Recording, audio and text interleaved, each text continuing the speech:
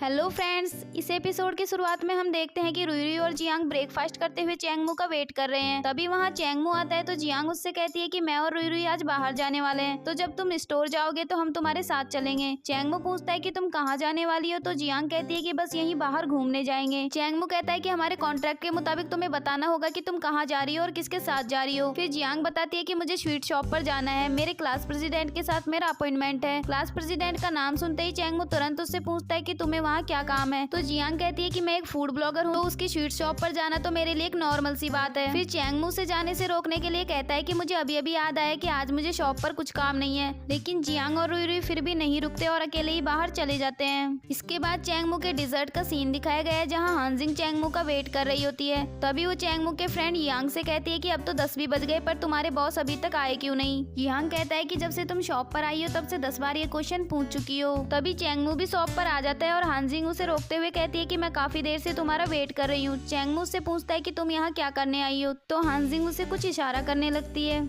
तभी चैंगमू कहता है अच्छा, तो तुम्हारे कपड़ों पर कॉफी गिर गई थी इसलिए तुम उसका मुआवजा लेने आई हो। तभी हानजिंग कहती है नहीं नहीं, मैं इसलिए नहीं आई, मैं तो बस ये जानने आई हूँ कि क्या तुम और जियांग रिलेशनशिप में हो। इस पर चैंगमू से कहता है कि तुम्हें इससे क्या लेना देना। ये कहकर वो वहाँ से जाने लगता है और साथ में यांग से कहता है कि किसी को भी मुझे डिस्टर्ब करने के लिए मत आने देना। तभी हानजिंग चैंगमू के पीछे जाने लगती है, तो यांग उसे रोकते हुए कहता है कि तुम्हें जो भी क्वेश्चन पूछने हो मुझसे पूछो, मैं तुम्हें अंदर नहीं जाने दे सकता। अगले सीन में हम जियांग और हांगमू को देखते हैं, जो रुई के साथ एक पार्क में आए होते हैं और जियांग हानमू से कहती है कि मैं तुमसे यहाँ उस डिजर्ट के बारे में बात करने आई हूँ जो तुम्हारे डिजर्ट स्टोर पर अभी भी लॉन्च हुई थी, क्योंकि वो सेम चैंगमू की बनाई हुई डिजर्ट की तरह है। फिर हानमू से वो डिजर्ट टेस्ट करने को देता है। जियांग उसे टेस्ट करके कहती है कि ये सिर्फ दिखने में ही नहीं बल्कि टेस्ट में भी सेम है। हाँ, मुझे इसमें एक डिफरेंस भी मिला है, लेकिन कस्टमर्स को ये डिफरेंस कभी समझ में नहीं आ सकता। तभी हानमू उससे कहता है कि इस बारे में मैं पहले ही हेडक्वार्टर में बात कर चुका हूँ, उन्होंने बताया कि उन्होंने ये डिजर्ट एक कंपनी से खरीदी है, तो यहाँ कॉपी करने की तो कोई बात ही नहीं, तुम लोगों को जरूर कोई मिसअंडरस्टैंडिंग हुई होगी। इस पर जियांग कहती है कि नहीं, मैंने खुद ने घर पर उसे वो डिजर्ट बनाते हुए देखा था।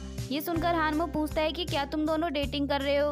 तभी जियांग कहती है नहीं, हम तो बस रुई की केयर करने के लिए एक साथ रहते हैं, क्योंकि उसके मॉम डैड डिवोर्स लेने वाले हैं। इसके बाद हानमू से कहता है कि तुम तो अब एक फूड ब्लॉगर बन चुकी हो, तो फिर मेरे स्वीट को प्रमोट कब करोगी। इस पर जियांग उसे जल्दी प्रमोट करने का कह देती है। इसके बाद वो उसे और भी डिजर्ट खाने को देता है जो उसे काफी ज्यादा टेस्टी लगती है, तो वो सोचती है कि अब तो चैंगमू को उसका कॉम्पिटिटर मिल गया। तभी वहाँ रुई भी आ जाता है और जियांग उसे स्वीट खाने को कहती है, लेकिन रुई कहता है कि मैं किसी और शॉप की स्वीट्स नहीं खाऊंगा। दूसरी ओर हम चैंगमू को देखते हैं, जिसका ज्वेलसी के मारे बुरा हाल हो रहा था और वो अपना पूरा गुस्सा लेमन्स पर निकाल रहा था। उसको देखकर उसके फ्रेंड्स बात करने लगते हैं कि आज कुछ ना कुछ तो गड़बड़ है। वो कभी भी अपनी स्वीट्स में लेमन्स नहीं डालते, पर आज सुबह से तो वो बस नींबू ही काटे जा रहे हैं। तभी यांग कहता है कि मुझे वो लड़की बहुत अजीब लग रही है, वो सुबह से किचन की तरफ ही घूरे जा रही है। फिर उसका एक फ्रेंड कहता है कि वो स्वीट शॉप के मैनेजर हानमू की सिस्टर है।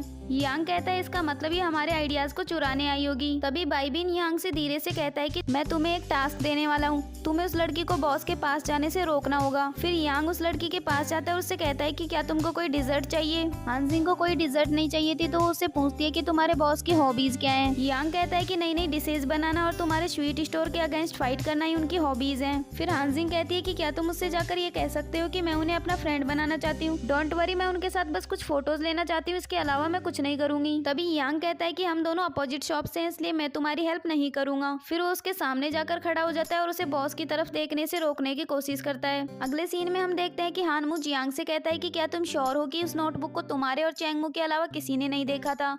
तभी जियांग को याद आता है कि उनके अलावा तो उस नोटबुक को सिर्फ बाईबिन ने देखा था। वो इस बारे में उसे कुछ बता पाती उससे पहले रुई खेलते हुए गिर जाता है और उसे चोट आ जाती है। वही चैंगमू अभी भी लेमन्स का कचुम्बर बनाने में लगा हुआ था। तभी उसके पास जियांग का कॉल आता है, जो उसे जल्दी से हॉस्पिटल आने को कहती है। इसके बाद हॉस्पिटल का सीन दिखाया गया है, जहाँ डॉक्टर रुई को एक कैंडी दे देता है और रुई डॉक्टर से कहता है कि वैसे तो आपने मुझे बहुत हर्ट किया था, लेकिन कोई बात नहीं, इस कैंडी की वजह से मैं आपको माफ कर देता हूँ। तभी वहाँ चैंगमू भी आ जाता है और डॉक्टर से रुई की चोट के बारे में पूछता है, तो डॉक्टर कहता है कि ये भी ठीक है और बाकी की डिटेल्स मैंने इनके पेरेंट्स को दे दी है। चैंगमू तो पहले से ही काफी ज्वेलस था और यहाँ तो डॉक्टर ने उन दोनों को रुई का पेरेंट्स बोल दिया। तो चैंगमू गुस्से में रुई को वहाँ से लेकर चला जाता है। बाहर आके वो रुई को कार में बिठाने लगता है। वहीं जियांग अभी भी हानमू से बातें कर रही थी। चैंगमू काफी देर तक उसका वेट करता रहा। फिर जब जियांग वहाँ आती है तो चैंगमू से आगे की सीट पर अपने साथ बैठने को कहता है। इसके बाद वो हानमू को ज्वेलस फील कराने के इरादे से जियांग के पास जाकर उसे सीट बेल्ट लगाने लगता है और फिर वो वहाँ से चले जाते हैं। इसके बाद अगले सीन में हम देखते हैं कि चैंग के पास एक आदमी आता है और चैंग उसको उसके प्रमोशन के लिए कॉन्ग्रेचुलेट करती है। तभी वो आदमी उसे हक करते हुए कहता है कि तुम्हें मेरे साथ इतना पोलाइट होने की जरूरत नहीं है। फिर वो दोनों वहीं बैठ जाते हैं और चैंग उससे बिजनेस की बातें करने लगती है। तभी वो आदमी कहता है कि क्या कोई अपने एक्स बॉयफ्रेंड को इस तरह ट्रीट करता है? अभी तो मैं बैठा ही हूँ और तुमने तो काम की बातें शुरू कर दी, चलो ना एक साथ डिनर पे चलते हैं। इस पर चैंग कहती है कि हमें पास्ट के बारे में कोई बात नहीं करनी चाहिए। तभी उसका एक्स बॉयफ्रेंड कहता है कि तुमने अभी भी अपने भाई को अपनी लाइफ में फर्स्ट रखा है, तुमने मुझसे ब्रेकअप कर लिया क्योंकि तुम्हारे भाई को मैं पसंद नहीं था। क्या तुम्हारी लाइफ में अपनी खुशियों की कोई अहमियत नहीं? तभी चैंग उससे कहती है कि अगर मेरा भाई हैप्पी नहीं होगा तो मैं खुश कैसे हो सकती हूँ, मैं उसे कभी भी अकेला छोड़ना नहीं चाहती। इस पर उसका एक्स बॉयफ्रेंड कहता है कि तुम अभी भी पहले वाली चैंग हो, तो मैं तुम पर ट्रस्ट कर सकता हूँ, चलो एक साथ कॉफी पीने चलते हैं। अगले सीन में हम देखते हैं कि चैंग और जियांग घर वापस आ रहे होते हैं। तभी चैंग जियांग से कहता है कि तुम आज इतने स्ट्रेंज बिहेव क्यों कर रही हो? तभी जियांग कहती है कि मैं नहीं स्ट्रेंज तो तुम लग रहे हो। तभी पीछे से रुई रुई चिल्लाकर कहता है कि आप दोनों स्ट्रेंज लग रहे हैं। फिर चैंग रुई रुई से कहता है कि अच्छा हुआ तुम अपनी आंटी जैसे नहीं हो जो प्रॉमिस तोड़ देती है। जियांग कहती है मैंने कौन सा प्रॉमिस तोड़ा है, मैंने तो तुम्हें बताया था कि मेरी उसके साथ अपॉइंटमेंट है। चैंग कहता है पार्क में कौन सी अपॉइंटमेंट थी, तुम तो उसके साथ खाना खाने वाली थी और फिर तुम ओल्ड डेज के बारे में बात करने लगते और फिर दोबारा से कांटेक्ट में आ जाते। इस पर जियांग कहती है कि मुझे तुमसे बात ही नहीं करनी। इसके बाद अगले सीन में हम देखते हैं कि चैंग अपने एक्स बॉयफ्रेंड के साथ कॉफी पीने आई होती है, लेकिन उसे काफी सारे मैसेज आ रहे थे। तो उसका एक्स बॉयफ्रेंड कहता है कि तुम कुछ ज्यादा ही बिजी हो, जब से यहाँ आई हो तब से बस मैसेज को रिसीव किए जा रही हो। तभी चैंग अपना फोन रख देती है और उससे पूछती है कि क्या तुम हमारी कंपनी में इंटरेस्टेड हो? तभी उसका एक्स बॉयफ्रेंड कहता है कि मैं इंटरेस्टेड हूँ या नहीं इससे कोई फर्क नहीं पड़ता, तुम जानती हो इतने सालों से मैं। इससे आगे कुछ बोल पाता उससे पहले चैंग कहती है कि इतने सालों से तुम कॉफी अब भी उतना ही पसंद करते हो जितना पहले। के बाद अगले सीन में हम देखते हैं कि चैंग अपने दोस्त लीजिंग के साथ बैठकर काफी ज्यादा ड्रिंक कर रहा होता है। लीजिंग उससे कहता है कि तुम मेरे सामने दिखावा करना बंद कर दो, मुझे पता है कि जियांग ने जो स्टोरी लिखी थी वो तुम दोनों के बारे में ही थी और तुम उससे बहुत प्यार करते हो, लेकिन अब तो उसका क्रश वापस आ गया है और वो दोनों कभी भी रिलेशनशिप में आ सकते हैं। अभी तक तो तुमने कुछ भी नहीं किया, लेकिन अब तुम्हें जल्द से जल्द कुछ करना चाहिए और इसमें मैं तुम्हारी हेल्प करूंगा। मैंने इतने सालों से चैंग का पीछा किया है, इसलिए मुझे गर्ल्स के बारे में तुमसे ज्यादा पता है। तुम इतने दिनों से जियांग के साथ रह रहे हो, क्या तुमने उसे एक बार भी किस किया? तभी चैंग को उनकी फर्स्ट किस याद आती है और वो कहता है हाँ एक बार किया था। तभी लीजिंग पूछता है कब किया था? तो चैंग कहता है कि 1 साल पहले। ये सुनकर लीजिंग को उस पर हंसी आ जाती है और वो उसका मजाक बनाने लगता है। तभी चैंग उससे गुस्सा होकर वहाँ से चला जाता है और उसका फ्रेंड कहता है कि तुम हमेशा सिंगल ही रहोगे, तुम इसी के लायक हो।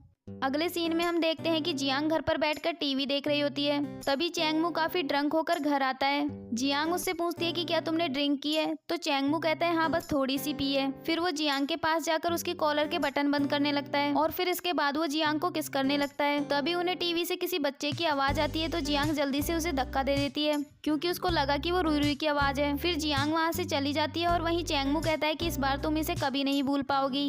इसके बाद हम जियांग को देखते हैं जो ये सोच रही होती है कि ये मेरी रियल फर्स्ट किस थी। हाँ उसने तो ड्रिंक की हुई थी लेकिन मैं तो होश में थी ना, और ये सब सोचकर जियांग काफी खुश हो रही थी। अगले सीन में हम चैंग को देखते हैं जो अपने घर पर काफी उदास बैठी हुई थी। तभी वो लीजिंग को मैसेज करती है कि मैं तुम्हें बहुत मिस कर रही हूँ, लेकिन लीजिंग तो होश में नहीं था तो वो उसका कोई रिप्लाई नहीं देता। वहीं चैंग ने भी थोड़ी देर बाद वो मैसेज डिलीट कर दिया। इसके बाद नेक्स्ट मॉर्निंग का सीन दिखाया जाता है जहाँ जियांग और चैंग जब एक दूसरे के सामने आते हैं तो दोनों ही नर्वस फील करने लगते हैं और जियांग ये जानना चाहती थी कि उसे कल रात के बारे में याद है या नहीं। चैंग को सब कुछ याद था पर वो ये प्रिटेंड करने लगता है कि वो इस बारे में सब कुछ भूल चुका है। इसके बाद जियांग उससे कहती है कि मैंने वो नोटबुक तुम्हारे फ्रेंड बाईबिन को दी थी तो तुम उससे एक बार बात कर लेना। ये कहकर जियांग वहाँ से चली जाती है और इसी के साथ ही एपिसोड एंड हो जाता है। नेक्स्ट एपिसोड देखने के लिए इस चैनल को सब्सक्राइब कर लीजिए क्योंकि इस चैनल पर आपको ऐसे ही नए नए चाइनीज ड्रामास की हिंदी एक्सप्लेनेशन देखने को मिलने वाली है। Thanks for watching.